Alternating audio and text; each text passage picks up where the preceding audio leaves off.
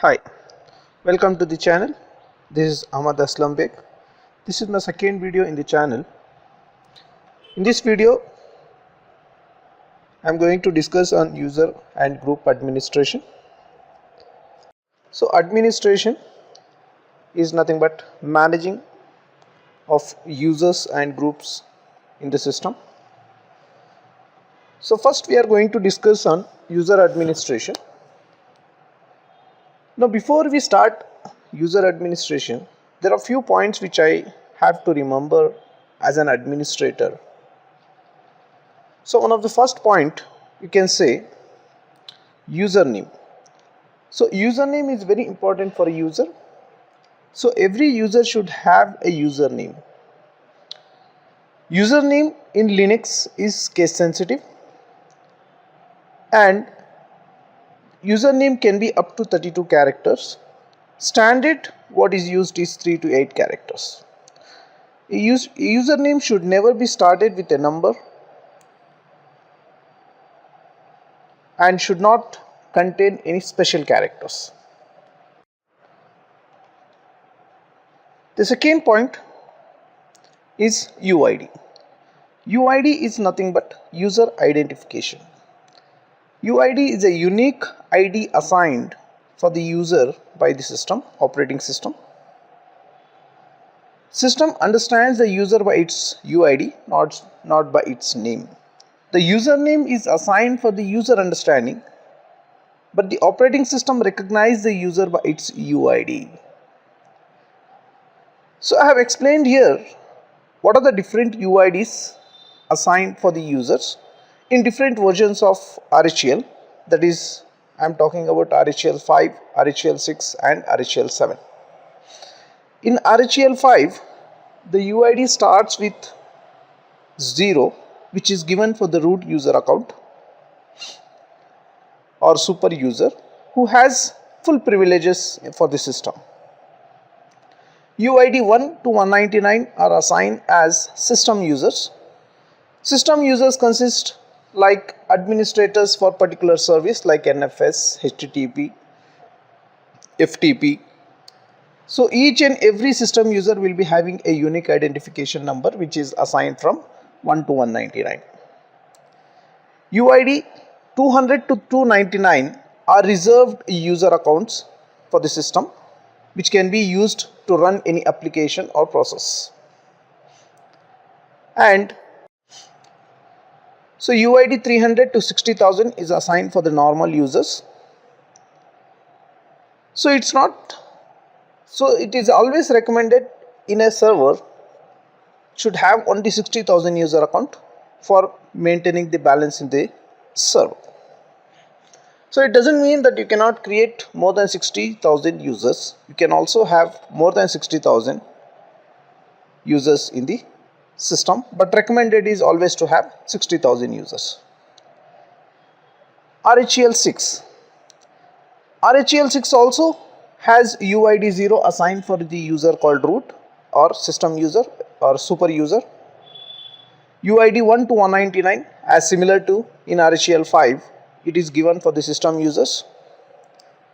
UID 200 to 499 are assigned for reserved user accounts or which can be called as reserve user accounts which can be used to run any process or application. And UID 500 to 60,000 is given for the normal users. RHEL 7. In RHEL 7, UID 0 is assigned for the root user or super user. UID 1 to 199 is assigned for the system users. UID 200 to 999 are reserved user accounts. And the normal users, the UID starts with 1000 and it ends with 60,000. Third point, user login shell. So login shell is required for the user so that user can execute commands and work with the system. If an administrator doesn't assign, the system assigns the default shell as /bin/bash for the user. /home directory. The home directory is required for the user so that he can save his files and directories. So every user should have his home directory assigned so that he can store his data. So as an administrator, if I am not assigning a home directory for the user, the system assigns /home/username as a home directory for that particular user. For example, if I am creating a user called John, a home directory called /home/John will be created for that particular user. Fifth point, login group or primary group. So in Linux, every user has a private group assigned which is his login or primary group, where the user can share his resources with the other users. So as an administrator, if it doesn't assign any group as a primary group for the user, the system creates a group as a primary group by the name of the user. Sixth point, user initial files. User initial files are the profile files which provides the environment values for the user. Like for example, if you go for any user's home directory that contains user profile files such as .bash rc, .bash underscore history, .bash underscore logout. So these files are called as user profile files. So as an administrator, I need to make sure these files are created in the user's home directory. Comment. So comment is nothing but information or description about the user. So in comment section, I can provide either his full name or designation or his home or his company name or his number. So anything can be assigned as a comment for the user. Last one, password. So every user should have a password assigned for the user. A password should always be a combination of characters, letters and special characters. Your password should never be a simple password which can be easily cracked by the unauthorized user. The important files for user administration means which are the files which are affected when a user is created in the system. So the first file what is affected or written or modified is /etc/passwd file. This file has one line information for each and every user created in the system, and this line of information is divided into 6 fields which are separated by a colon. So every field is separated by the other field by using a colon.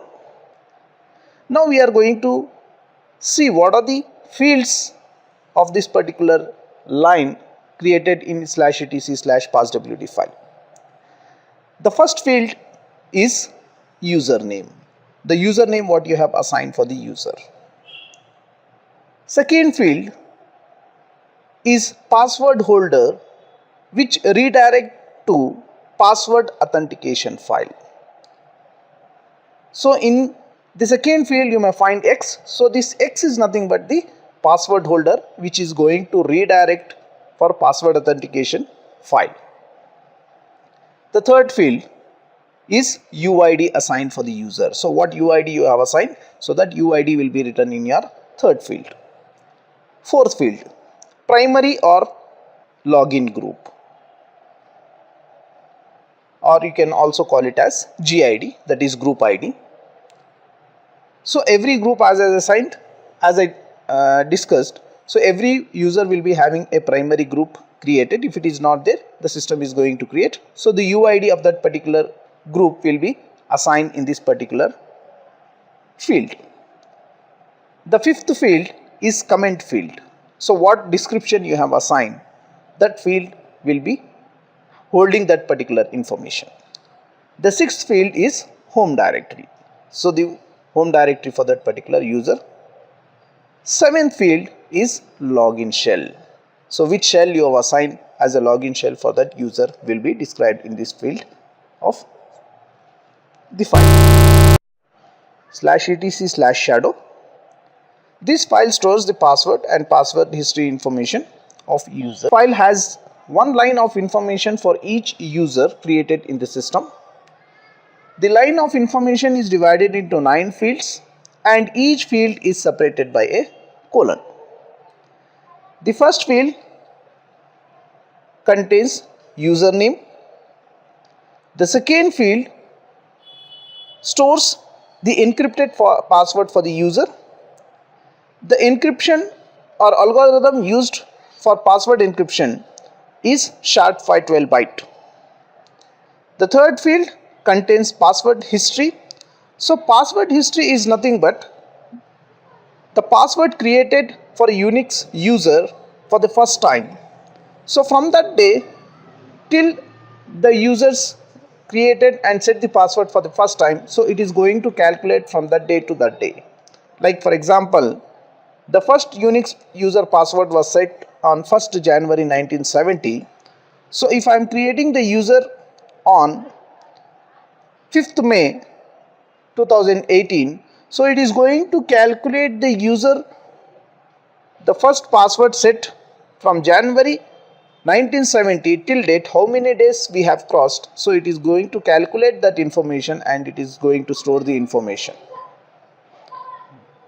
The fourth field contains the minimum days for the password change, like how many days the user should have the same password used. The fifth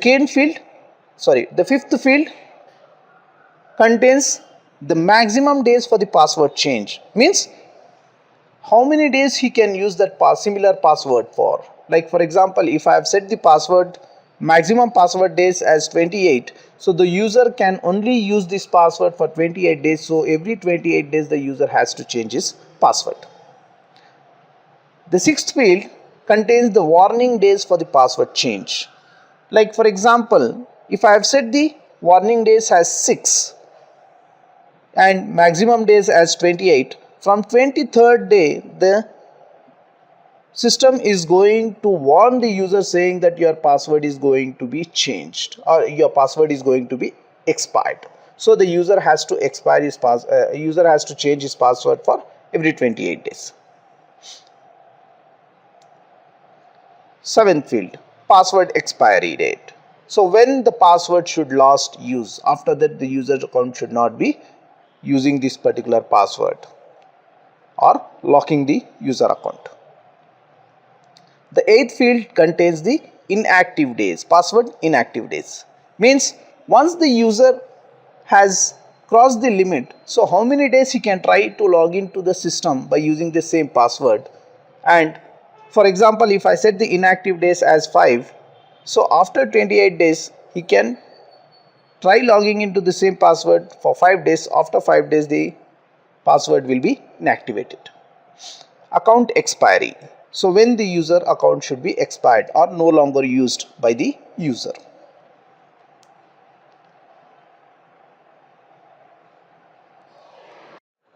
The third file, /etc/group.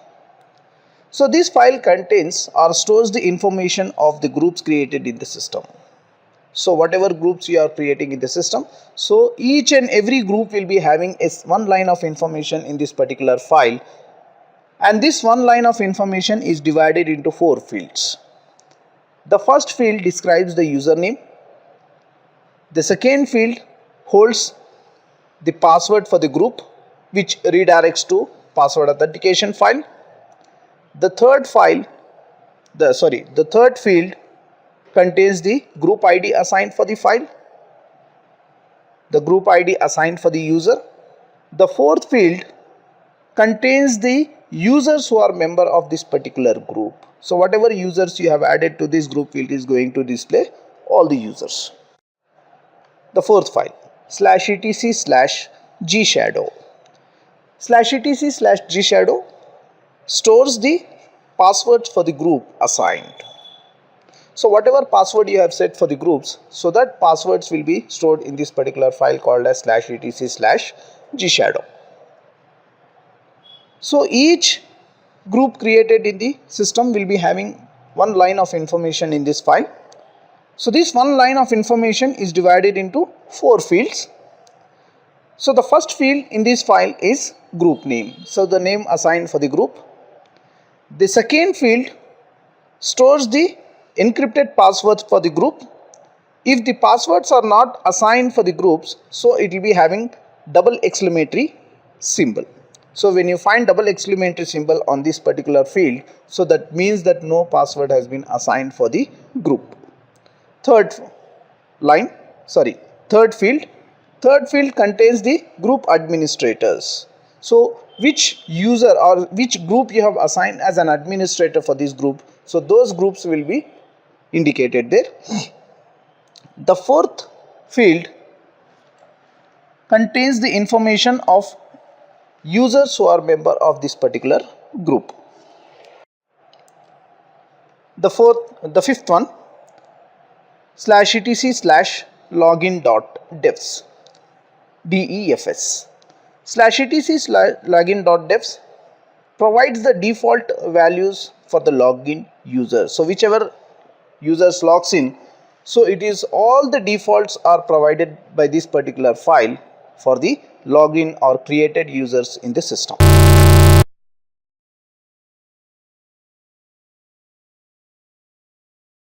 Last but not the least, /etc/skill. So this directory contains the user environmental files which are copied to the users created in the system. So the environment files like .bash rc, .bash history, .bash_logout. So these files, from where it is copied to users home directory, so this is copied to users home directory from /etc/skill directory. Thanks for watching the video. If you like the video, kindly like, share, comment and subscribe to the channel.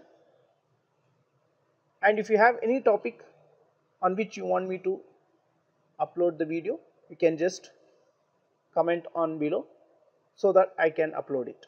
Thank you very much.